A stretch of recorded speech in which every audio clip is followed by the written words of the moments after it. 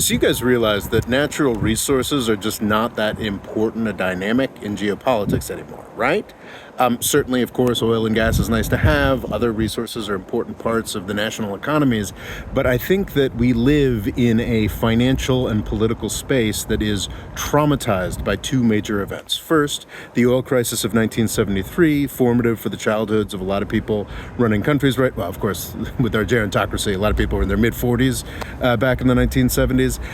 And the experience of China's incredible resource push at around the turn of this century, petering out in about 2015, 2016. Under those sorts of pressures, yes, like natural resources were incredibly important. It was like strategically important to have, these sources secured. And what we're dealing with right now is sort of a system where we've kind of got everything that we need. Because in part of how traumatizing those experiences were, all the financing, all the technology that has gone into attaining stuff, and just the really crucial thing that makes this century different from the 20th century is that we now do have alternatives to petroleum products, fossil fuels, what have you.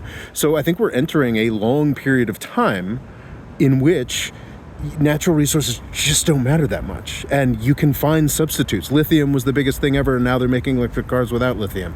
Like it's not actually that important. And it's interesting, you can see this when we're talking about Ukraine, recent kerfluffles over Ukraine's rare earths. You should look up a Bloomberg video by Javier Blas that is just like goes so far as to say something that most media organizations, especially fusty ones like Bloomberg, won't come out and say, which is like it's absolute nonsense. Like Ukraine does not have any kind of significant mineral wealth that anybody needs. You can certainly generate some big numbers, but it's not actually like there isn't a scarcity of any of these elements at this point. 10 years from now, maybe even 5 years, unlikely. 10 years from now, 20 years from now, there'll probably be some kind of unobtainium that everybody cares about, but that's just not the world we live in right now. And like there are no $500 billion resources deals in Ukraine to be had, because there just isn't. Nobody needs what Ukraine has. Especially nobody needs what is being produced in that particular war zone.